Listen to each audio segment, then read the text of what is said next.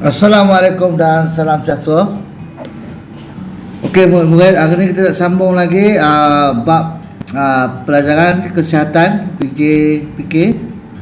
Okey, unit 1 iaitu pendidikan kesihatan. Okey. Jadi hari ni kita nak fokus kepada kepentingan mengetahui hak kesihatan reproduktif dan seksual.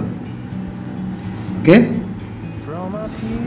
Okey, menurut Pertubuhan Kesihatan Sedunia, istilah remaja ditafsirkan sebagai seseorang yang berada dalam lingkungan umur di antara 10 hingga 19 tahun. Okey, itu istilah remaja. Remaja umur di antara 10 hingga 19 tahun. Maknanya murid-murid anda semua termasuk dalam golongan remaja. Peringkat umur ni, seseorang individu melalui satu masa peralihan dari alam kanak-kanak ke alam dewasa yang penuh dengan cabaran fizikal, mental dan sosial. Okey, maknanya awak adalah peralihan daripada zaman kanak-kanak nak pergi ke dewasa. Okey. Golongan remaja perlu mengetahui kepentingan hak kesihatan reproduktif dan seksual mereka dengan sebaik-baik sebelum menempuh alam dewasa. Antara hak kesihatan reproduktif dan seksual yang boleh diketahui remaja ialah, yang pertama, hak daripada perspektif individu. Apa dia? Remaja perlu melindungi diri mereka daripada menjadi mangsa penderaan seksual. Mereka perlu tahu batasan pergaulan antara lelaki dan perempuan. Kita peringkat remaja ni, awak semakin berbesar dan hormon awak semakin meningkat. Jadi awak kena ada batasan pergaulan antara lelaki dan perempuan. Ia berbeza masa anda kanak-kanak dulu. Kan ni ada perubahan. Dia kena jaga batas-batasan. Remaja perlu menjadi individu yang berpengetahuan tentang reproduktif dan seksual. Seterusnya, remaja berhak mendapatkan maklumat dan perkhidmatan kesihatan untuk meningkatkan tahap kesihatan. Okey.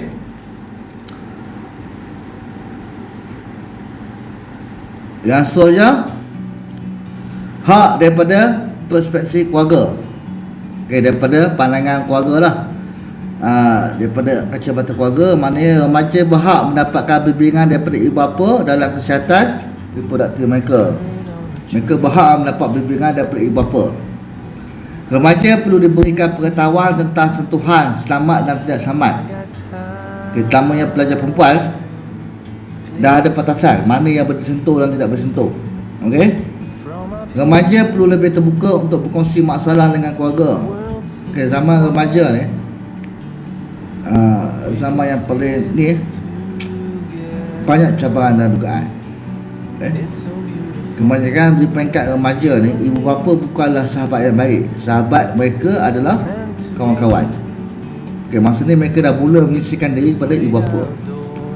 Nasihat saya, jadilah kongsi masalah dengan mereka, terutamanya ibu bapa kita.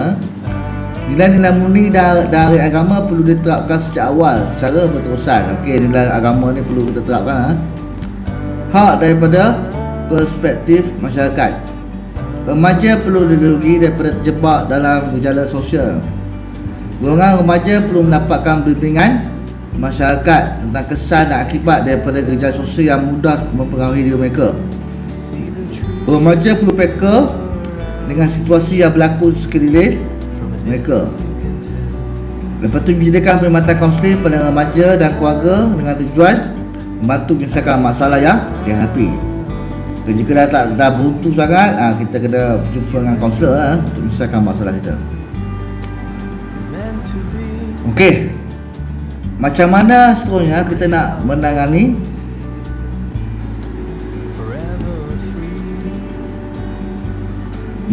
isu penafian hak kesihatan reproduktif dan seksual dari sudut kecekapan psikologi.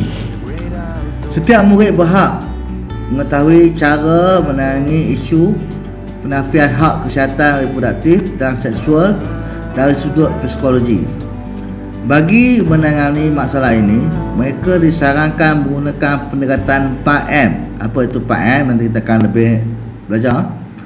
Yang diterapkan oleh kumpulan pakar psikologi dan kaunselor seperti berikut. Okey, ini 4G ni telah ditetapkan oleh pakar. Ada 4M. M pertama, mendengar. M kedua, melindungi. Okey. M ketiga, mendidik. M keempat, memahati. Jadi kita kena tahu apa itu 4M ya. Okay, yang pertama, ibu bapa mendengar. Ibu bapa haruslah bersedia mendengar dan membimbing remaja berhubung dengan kesihatan reproduktif seperti hak diri, penganiayaan dan penyakit berkaitan. Yang kedua, melindungi. Remaja perlu dilindungi daripada menjadi mangsa penderaan seksual dan keganasan. Okey, mereka dilindungi. Yang ketiga, mendidik. Remaja diajar untuk mengenali sentuhan selamat dan tidak selamat serta berkata tidak terhadap perkara yang melanggar hak mereka. Kena berani kata tidak jika awak disentuh di bahagian-bahagian yang tidak sepatutnya. Okey. Yang keempat, memahati. Remaja boleh mengesan tingkah laku buruk pemasa serta mengetahui batas dalam pergaulan. Remaja bertindak melaporkan kepada pihak berkuasa jika terdapat kehadiran individu yang mencurigakan. Itu hak awak. Jika dapat mencurigakan, kita boleh melaporkan kepada ibu bapa kita ataupun pada pihak berkuasa. Okey, info ekstra. Dalam usaha melindungi bayi yang tidak berdosa, beberapa pusat perlindungan serta khidmat kaunseling disediakan. Okey. Yang pertama, Raudatul Sakinah. Yang kedua, Rumah Perlindungan Remaja. Yang ketiga, Pusat Kebajikan Masyarakat. Okey, pusat perlindungan ini bukanlah bermakna kerajaan menggalakkan penganiayaan bagi golongan remaja, tetapi lebih kepada merawat remaja berkenaan di samping membendung masalah sosial. Awak yang salah faham. Kerajaan menyediakan pusat perlindungan ini bukan untuk menggalakkan tapi untuk melindungi remaja-remaja yang tidak bernasib baik. Okey. Kita tak tahu mungkin berlaku pada diri kita, pada keluarga kita. Kan ya. Okey, seterusnya penyebaran maklumat berhubung hak kesihatan reproduktif dan seksual. Maklumat mengenai hak kesihatan reproduktif dan seksual boleh diperoleh melalui aplikasi teknologi maklumat. Okey, sekarang ni kita boleh dapat daripada aplikasi maklumat. Maklumat yang terima haruslah ditepat dan daripada sumber yang dipercayai. Berikut adalah kaedah yang difikirkan bernas untuk menyebarkan maklumat berhubung hak kesihatan reproduktif dan seksual. Okey, yang pertama, pendidikan formal. Okey. Maklumat boleh didapati daripada bahan bacaan. Murid boleh memperoleh maklumat yang tepat dan sahih daripada guru, menerusi mata pelajaran pendidikan jasmani dan kesihatan. Okey, guru macam saya PJK, guru agama Islam, guru pendidikan moral. Okey, memberi ruang kepada murid untuk bersoal jawab secara terbuka dan bebas. Okey, pendidikan formal kita dapat di sekolah. Awak akan dapat maklumat-maklumat berkenaan dengan fungsi-fungsi organ lelaki dan perempuan melalui guru PJK, guru pendidikan Islam dan moral. Pendidikan tidak formal, ibu dan bapa berperanan. Okey, ini peranan ibu bapa lah menjadi suri teladan. Masyarakat menjadi ejen sosialisasi ke arah mendidik remaja tentang hak reproduktif dan seksual. Okey, yang ketiga, program kesedaran pihak berkuasa tempatan, kerajaan dan NGO.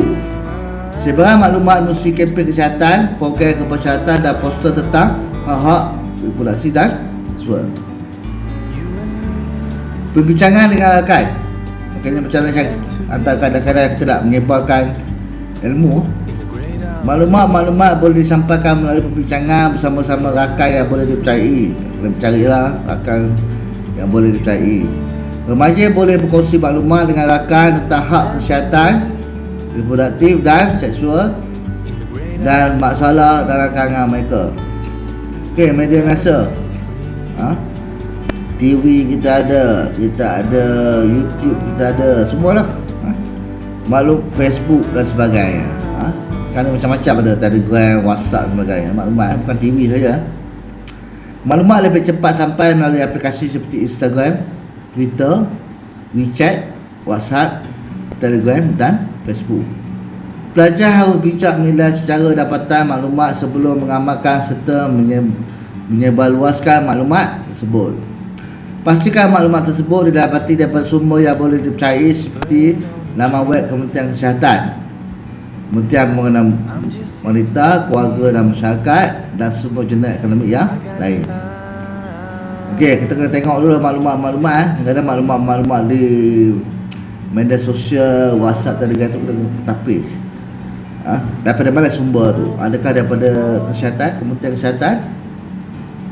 Untuk lebih sahih kan. Okey. Jadi ada 5 cara untuk kita sebarkan maklumat berhubung dengan hak kesihatan. Yang pertama secara formal lah. Yang kedua, pendidikan tidak formal. Yang ketiga, melalui kesedaran, program kesedaran daripada pihak berkuasa tempatan dan NGO. Yang keempat, melalui perbincangan dengan rakan, dan yang terakhir melalui media sosial. Okey. Jadi itu saja yang kita dah belajar pada hari ini. Untuk unit seterusnya kita akan sambung di masa hadapan. Okey, sekian. Terima kasih. Take a step back.